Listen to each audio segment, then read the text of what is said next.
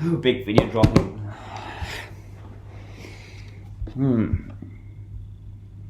Yeah, covered that. Yeah. Part 2 of the divisions video. On what? Meiosis?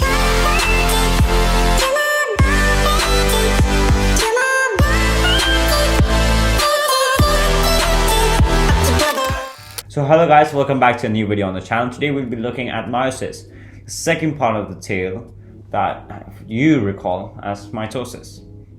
So meiosis in short is just the process in which one diploid cell produces 4 haploid daughter cells. I'd say just, but it's actually a bit more complicated than that. So haploid cells, they contain 23 chromosomes, half the number of chromosomes that diploid cells actually have. And examples of such include gamete cells such as sperm, egg, ovules, and pollen.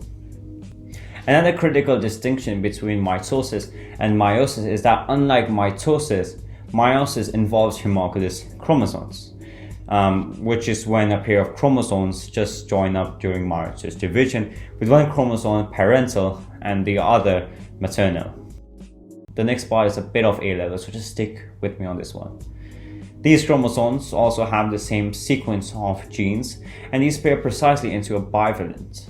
One thing to remember here is that homologous chromosomes are not identical because the paternal and maternal chromosomes will contain the same genes but different alleles.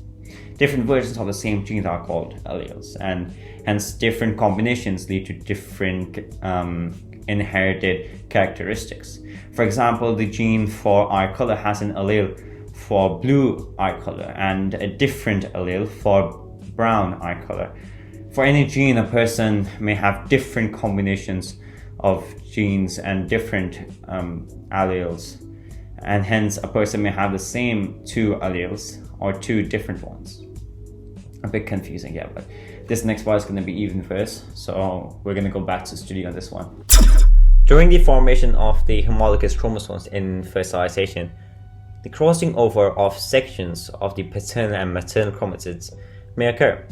The point where the chromatids cross over is called a chiasma, at which the chromatids may break and reform. The reformed chromatids may now contain both maternal and paternal DNA, which increases genetic variation, since not all the daughter cells have the same combination of alleles and can lead to mutations, which will further increase genetic variation.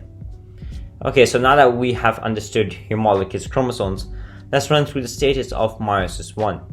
Mind you, while you're watching this, for simplicity's sake, the parental cell only contains 2 homologous pairs of chromosomes. During the interphase, the chromatin and centrioles replicate. Then, in the prophase stage, the chromatin condenses to form homologous chromosomes. This is also when the crossing over may occur and when the chromosomes become visible.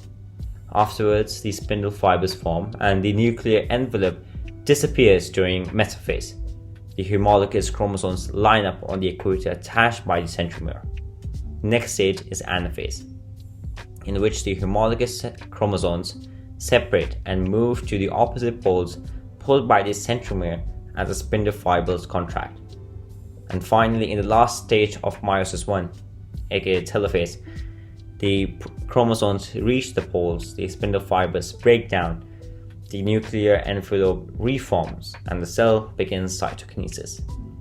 The main objective of meiosis 1, or the first division of meiosis, is that one chromosome from each homologous pair goes into each daughter cell, but there is still a second division, in which the chromosome separates into 2 parts, with one part going into each daughter cell. Okay, so now let's run trial 2 for meiosis division 2. In the interphase stage of meiosis 2, the centrioles replicate while the DNA does not. Then in the prophase stage, the chromosomes recondense. Shortly before, the nuclear envelope breaks down and the spindle fibers reform to line up the chromosomes upon the equator during metaphase. Next, throughout the anaphase stage, the centromeres split and pull the chromatids apart to opposite poles. And last but not least, in telophase, the chromatin decondense, the nuclear envelope reforms, and the cells divide by cytokinesis, forming 4 haploid cells in the process. So through both divisions of meiosis, the parent cell sets out to do 2 specific tasks. Firstly, it must copy each chromosome so that there is enough genetic material to be shared between the 4 daughter cells, and secondly, that it must divide twice in such a way that each daughter cell receives just 1 chromosome from each homologous pair. The table on screen now illustrates the comparison of meiosis and mitosis. So now that we have reached the end of the video, guys, I expect all of you to understand how the division of a cell by meiosis produces 4 cells, each with half the number of chromosomes, and that this results in the formation of genetically different haploid gametes. And that's basically it. That's all you need to know for meiosis on a GCSE level. And thus with that, that's all for today, folks. Until next time, endeavor to learn.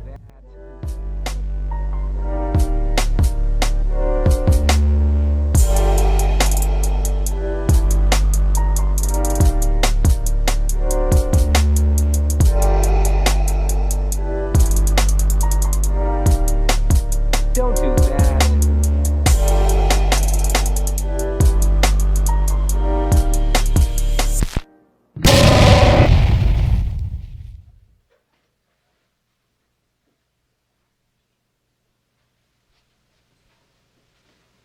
You're still here? It's over. Go home.